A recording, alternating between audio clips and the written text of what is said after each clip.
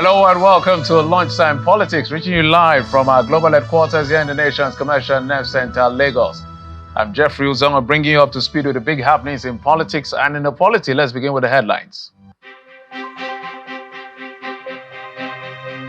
Well, suspended Senator Natasha Akpoti show up at the National Assembly for plenary session. That's a big question everyone is asking after the Senate had asked her not to come yet.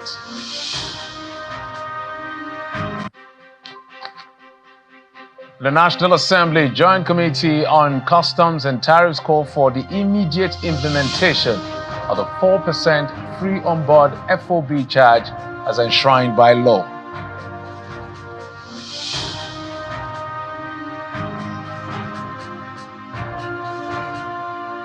Thanks again for staying with us on the program, and let's bring you up to speed with the big happenings going on at the National Assembly, because all eyes earlier today was right there at the entrance of the National Assembly, where we understand security presence. It's a rainy day in the nation's capital, Abuja, but the curiosity is to the effect that Natasha Akpoti-Uduaghan, the suspended senator, was to resume work today because she said she will, despite the Senate saying, hold on, do not return yet. And I think they've appealed the case that concerns all of this.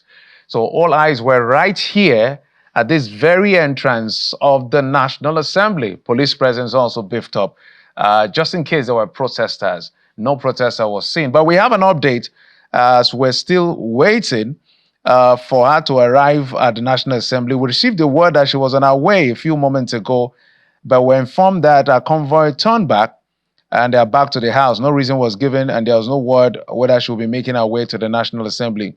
Well, that was just a while ago. Just now, we've just gotten another word that she may as well be on her way to the National Assembly. So stay right here on Channels Television. Our cameras, our team, they're there to see what will play out today. On one hand, she was supposed to be on her way. We don't get word. They said she went back with her convoy, but she may be making her way back to the National Assembly. Perhaps more drama in the coming hours. And away from all of that at the National Assembly, let's tell you that the Red Chamber, that's still at the Senate now, the chairman of the National Assembly Joint Committee on Customs and Tariffs, Senator Issa Jibrin, has called for the immediate implementation of the FOB, that's the free on-board charge as provided by law, to further the operations of the Nigeria Customs Service. He was speaking on Monday during a session with the Minister of Finance and Coordinating Minister of the Economy, Mr. Wale Edun. The Minister of Finance and Coordinating Minister of the Economy, the Comptroller General of Customs, appeared before a joint committee on customs and tariffs over the abysmal performance of the capital component of the 2024 budget of the Nigeria Customs Service and a delay in project approvals. Approvals are pending in his office, and that some of the documents have been there since August last year. And up to date, there hasn't been any response from his office. We need to know why. Nigeria Customs Service projects that are waiting Federal Executive Council approval. There are approximately 10. They are worth 50 billion naira. So I'm not sure how that would really move the needle. At an earlier meeting of the committee, where the finance minister was summoned to provide clarifications, the suspension of a 4% free on-board charge by the Customs Service and the continued charge was at the center of an intense debate, which the lawmakers demand explanations. We passed the resolution that Nigeria Customs Service should stop collection of 1% CISS and 7% cost of collection, as these collections are not backed by Act of Parliament. Nigeria Customs Service is going to drop what they are taking from government money, which is 7% cost of collection, and leave it to government for government to have more resources to use. While they go and collect, it is whatever they work, they will get. The Joint Committee subsequently adopted a resolution on the matter. The implementation of the 4% FOB is immediate, as has been resolved here today. Okay? We also want monthly report of the implementation of the 4% FOB. The finance minister also restates plans to implement a new policy to block leakages. We will soon implement one of the legacy projects of His Excellency Mr. President, and that is the National Single Window. It will take care of trade facilitation, it will take care of port community systems, and it will take care of leakages in revenue and provide speed and efficiency to international trade transactions that will further complement other measures. Finally, the status of rice is still that rice is not banned 100%. Importation of rice is only restricted. It is not allowed to be brought in through the land borders. The finance minister also raised concerns about a youth-led digital payments that escaped the scrutiny of financial regulators, underscoring the need to bring such transactions into the formal financial system. From the National Assembly, Gloria Umezuke, Channels Television News. All right, meanwhile, the Inspector General of Police, Kayode Egbetoko, is asking retired personnel of the police force to be patient with the management as he assures them that the force is working tirelessly to improve the welfare of both serving officers and those who have retired. Speaking in Abuja at a meeting with the leaders of the retired personnel who staged a peaceful protest, Mr. Egbetoko says the force is already addressing the issues raised by them. They gave us notice that they will be coming out today for protest, and we responded that we will welcome them, we will accommodate them. Okay? After the protest, I decided to have a meeting with them. They have been able to tell us their grievances.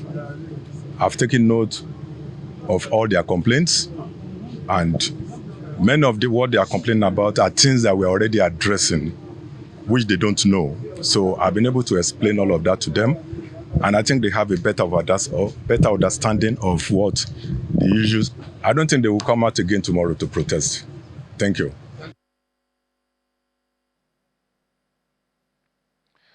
And so those are the assurances given by the Inspector General of Police, saying he doesn't think they will come out tomorrow to protest. Hopefully, that does not happen depending on how things play out. But let's tell you how the economy is faring. Gross domestic product, it grew by 3.13% year on year in real terms in the first quarter of 2025. This is according to that latest report by the National Bureau of Statistics. Addressing a news conference, the Statistician General of the Federation, Mr. Adeyemi Adeniran, explains that the figure represents improvement of 2.27%.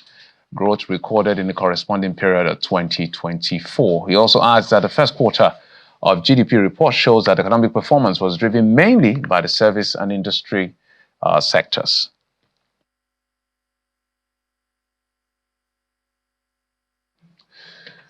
All right, let's get to the very conversation for the day. I'm being joined on the program by the member representing Ahoda West, Ogba, Igbeman, Doni Federal Constituency. Is also the chairman of the Committee on Civil Society Organizations and Development Partners, Mr. Honorable Victor Obuzo is joining us virtually. Honorable, good morning. And okay, this is afternoon, by the way. Welcome to the program. Thank you very much. Good afternoon to you too. I know this is not much of your business because you're not in the Senate, but I'm curious to know, when you look through your window, what do you see? Given all the tracking we've been tracking, the issue that concerns Natasha Akpoti, whether or not she will resume. As I said, I know it's not in your chamber, but all of you are colleagues at the National Assembly. So when you look through your window, what do you see? Okay, well, we have two separate chambers, right? Yes, I know. The specific building, and you can't actually see the gates from your office. So through my window is peace and calm, and the car park.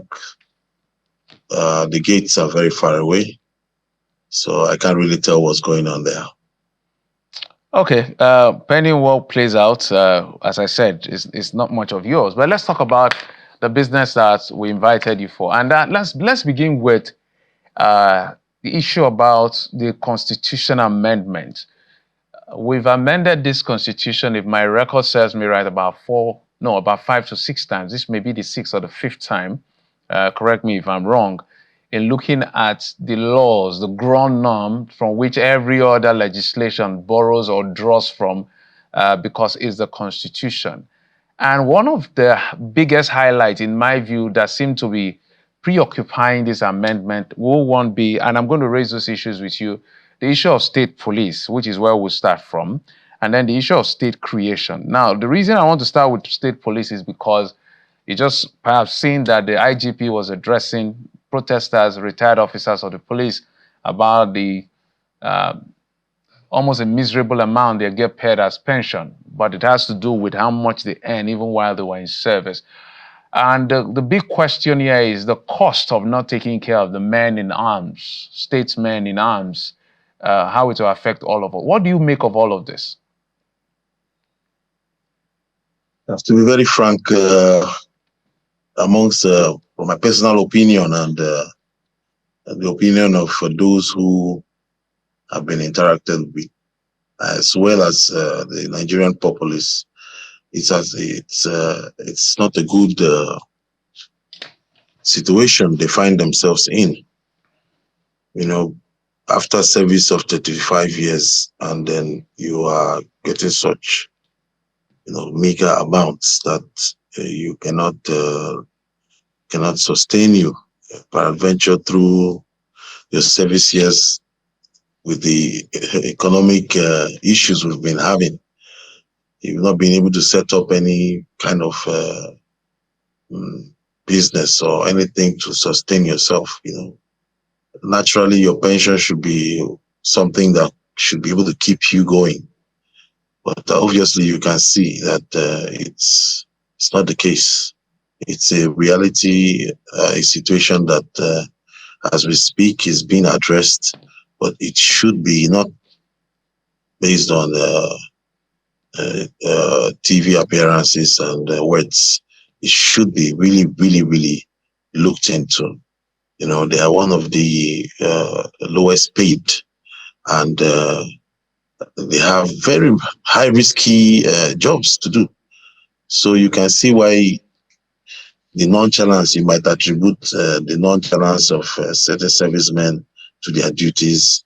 You can see the, once in a while, corrupt and malpractices of the servicemen, because, they are hungry and they need to feed their families. I was listening to the news while coming to work early this morning, and clearly you can see, look at the cost of power. What are they going to do with the kind of money they are receiving? This goes for every Nigerian. So it is playing negatively on the security situation, where there can be compromises here and there, due to the actual survival needs that certain persons may have. You've heard of cases where it is said that they provide their own uniform. And I'm wondering, if that is true, for a fact. So the police need to be well taken care of. This protest is an indication that it should be properly looked into, and very good initiative. There are amounts proposed, by certain activists and people. I think it should be looked at. It should be also paid very well, so they can concentrate and focus on the internal security of the country. So that is my position. I stand with them, but I hope they remain peaceful in the protest, and I believe the legislature will also lend them a voice, to ensure that in whatever way we can assist to get them to where they should be. We will do that. I believe so. All right, this is my opinion. Yes, Honorable, yes, I could continue on this trajectory, but because of time, I want to binge through the potpourri of issues I would like you to speak to. Because when we raise the issue about their welfare in terms of prioritization and more importantly, the social cost of not taking care of men in the force, The government may raise the issue of fiscal sustainability and fiscal insufficiency. Now that our GDP is up, it will clearly mean that our revenue is quite down. Revenue to GDP ratio is going to be down. That's a downside of rebasing. There are merits of rebasing. But let's go to another issue that is also a highlight of the amendment process, state creation. There's been agitation literally across literally every part of the country. There's some set of people that want state creation, and they have their legitimate agitation as to why states should be created. But the question again, that we did a review of all the states in Nigeria, and we said that I think that was in 2023, if every state in Nigeria, the 36 states and the FCT were companies, and for any reason, FAC is no longer available, over a lot of the states, literally a greater percentage of the states will go belly up. They will not be existing. So do you think it's time for us to be talking about state creation? That's where I'm going to with all that narration. Mm-hmm.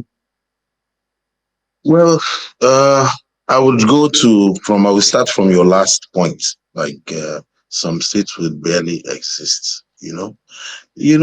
Competition, healthy competition should be promoted. There's no part of this country that does not have significant resources. And aside that, we have a lot of countries. Look at Sweden. We are talking of their efficiency in banking and all that, and they attract a lot of businesses to their economy. So it's about being innovative, using what you have, improving on it, and making it attractive for investors, for business people to come and improve your economy. You don't have to have oil in your land to make your land attractive. A lot of countries survive on tourism and all that. Nigeria has vast tourism, but you see, like you said, the insecurity is very relative. You can't go hiking in our bush; you won't come back. Somebody will carry you from there because you don't know what is happening inside there. These things are intertwined. State creation is it benefits the people because you are actually coming closer, to the grassroots, reducing the size of population that should be taken care of as our primary responsibility. At the same time, you are going to be increasing with our system of, government. You're also going to be increasing the cost of governance in a way. But state creation is good because you are actually, creating a structure to address a smaller amount of people as compared to what's going on now. And you know that management of our resources is the problem. We talk about ensuring that whatever is released gets to the function it is released for. Monitoring. A functioning system is what I believe the government of the day are trying to achieve. And we should not play politics with it. State creation will assist the country. No, my apologies, Honorable, if I may butt in. So if you allude to the fact that we have a fiscal challenge, we all depend on, although it's our money, we must put that, it's called a federation. Federation for a reason. It's not as if it's a federal government's money, it's a federation, the entire state, local government, and federal government. Don't you think we should begin by what Olisa Agbakoba, the senior advocate, will call governance reform structure, or some structure in the governance structure, some reform in the governance structure, before we even begin to talk about state creation in the first place? Think what I'm giving as an example here, because of fiscal sustainability, is to, if states can first of all start, controlling their resources, and then we'll piggyback from there, rather than creating more states to get into the murky waters we're already struggling with. Yes, I can totally agree with you because if you look at Nigeria, for example, I come from the oil and gas producing area. Ahoda West, Ogba Mount Doni Federal Constituency, in fact, 57% of the gas to Boni comes from our area. We produce a lot. You must have heard of Omok. You must have heard of all the plants and everything going on there. You know, it's a constituency that should be, when you go down there, you should know that you are coming from a place where the nation's resources, majority of it, comes from. But that is not the case. It will profit the states if they can control their resources and address their issues, based on available funds. For me, it will be a healthy competition if that can be established, if that kind of structure can be provided. Back in the days, Oyo and the cocoa farming and all that is not at its peak right now because everybody is looking at how to take a major share from the center. And those states actually providing, majority of these funds are shortchanged. But this is something that we have been living with and should be addressed. So I agree with you. We should be able to control our resources. And such All right. structure to enable that yes. should be put in place. Yeah. Yeah, I've been to Omoko one or twice, so I'm very familiar with that territory. As a matter of fact, I think there was a time I went, like they don't take, there's always light. I don't know whether they pay for the light, I'm not sure yet, as at that time, or I don't know about now. But let's talk about party politics for a moment. I understand you're still with the PDP. What do you make of the state of the PDP? A lot of people are almost writing off the PDP. The new bride in town is the ADC. And ADC is a collective of different political parties coming together to say, since our home is not safe for us, let's build a new home. And it looks like attention has now shifted from the PDP, which looks like to be in tatters right now. What do you make of it? But me and you, we know the PDP is not in tatters. Okay. I'm still a PDP member, and you see, the more we speak to the real issues, the better for the country. The media involves in a lot of propaganda. In fact, there was a news that Babangida's son rejected the appointment, which was a lie. So, except people look at the realities, you're looking at human beings with interests, right? Some of these interests are personal. Some of these interests are not personal. We have those who have higher degree of personal interest. We have those who have lower degrees, or rather are more service-oriented to the people. So what are we talking about? ADC, everything that is where the media is making ADC activities look like something from out of this world. We've had different kind of activities like this in the past. It is normal. Honorable, I may have to butt in. I may have to butt in because I have a breaking news, but I'll come back to you in just a moment to respond to some of the things you've said. But we can tell our audience right now that Senator Natasha Akpoti-Uduaghan finally made her way to the National Assembly and has been denied access or entry into the National Assembly. The President of the Senate, Senator Godswill Akpabio, and the leadership have arrived at the chambers to commence plenary. Senator Natasha, who is inside of her car, was stopped from entering the National Assembly, and the car carrying her, other persons who are supporting her, Aisha Yusufu, has also been stopped from entering the premises of the National Assembly. As soon as we get those visuals, you soon see those visuals, perhaps before we close the show, just to show you what exactly is playing out at the premises of the National Assembly. We needed to let you know that Natasha Akpoti made her way as promised that she will be arriving for duty, but the Senate says not today. Honorable, let's come back to you as we begin to wind down. So, well, there's no media propaganda anywhere. The ADC is forming a coalition. We're reporting what they are forming. The PDP's act is not in order. No matter how you want to put it, your house is not in order, your house is not in order. Even within what is left of the PDP, they are still discordant. We're reporting what we see. It's not as if we're creating a story from nowhere. But in beginning to wind down, Honorable, what do you make of the future in terms of the 2027 general election? So, like I was saying, so the people who are migrating from the PDP to the ADC are They have their reasons. For me, I believe to be a good leader, you must also be a good follower. You must not be in charge of every structure. You must not have you must be able to rationalize with people and together come to a reasonable conclusion. So a lot of people are stepping out and going away because they are not good followers, and I don't know how they will be good leaders.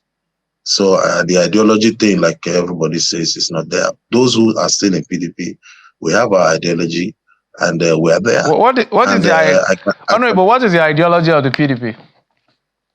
So basically, what is your political humanity and economic ideology? So that I'm specific. Yes, the service to humanity. The PDP is a platform for everyone who is interested in bringing positive service, positive economic growth, and everything to his locality, his country. You can come to the PDP and run on that. Honorable, and it has. Yeah, honorable. That doesn't sound like an ideology. No. With greater sense of respect. Everybody comes to serve, but how do you want to approach your service is my question. It's the people first. It's people-oriented, my friend. It is people-oriented.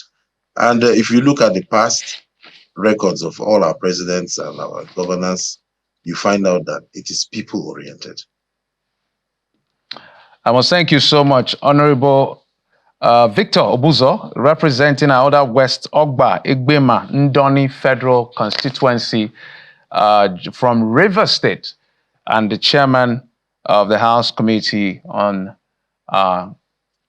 Development Partners and all of that. Thank you so much for coming on the program, sir. We really appreciate you. Thank you. Thank you.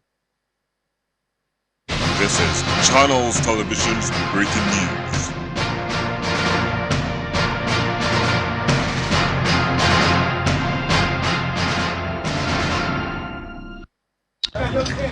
Well, we can tell you breaking news. Senator Natasha Akpoti-Uduaghan has been denied entry into the premises of the National Assembly. That is her car being denied entry into the premises of the National Assembly. She had said she will resume today because of a court judgment. But the Senate, that court judgment has generated controversy as well. So you can see her trying to get entrance. But we understand her vehicle has been denied entry. Perhaps she herself, see her walking in, how far she can go and how far she will be let into the premises of the National Assembly. Our reporter on ground will be able to let us know. But that is the situation as we speak. By her is Aisha Yusufu. And I think for today, I can't see her husband, who is always in our company whenever she comes for, especially since this controversy started. I think I also see other activists, Peter Aka, and several other persons. How far they've gone into the National Assembly, we do not know. But the breaking news is that Natasha Akpoti's vehicle was denied entry into the premises of the National Assembly. I see a few activists around her, a couple of names I can't remember, but I can remember Isa Yusufu and Peter Aka, the very regulars who have been with us through this entire ordeal in courts at the premises of the National Assembly to make their voices heard, to say she deserves to get back to work and represent her people. That is the position of the Senate, saying, no, you can't get back to work. We've appealed the case. Wait until we're sorted out in court. So keep it right here on Channels Television. We'll be bringing you minute by minute, as much as possible, update on the resumption or otherwise of Senator Natasha Akpoti-Uduaghan. That's it on the program. Thanks as always for your time and company. I'm Jeffrey Uzango. You've been served on Lunchtime Politics. Bye-bye.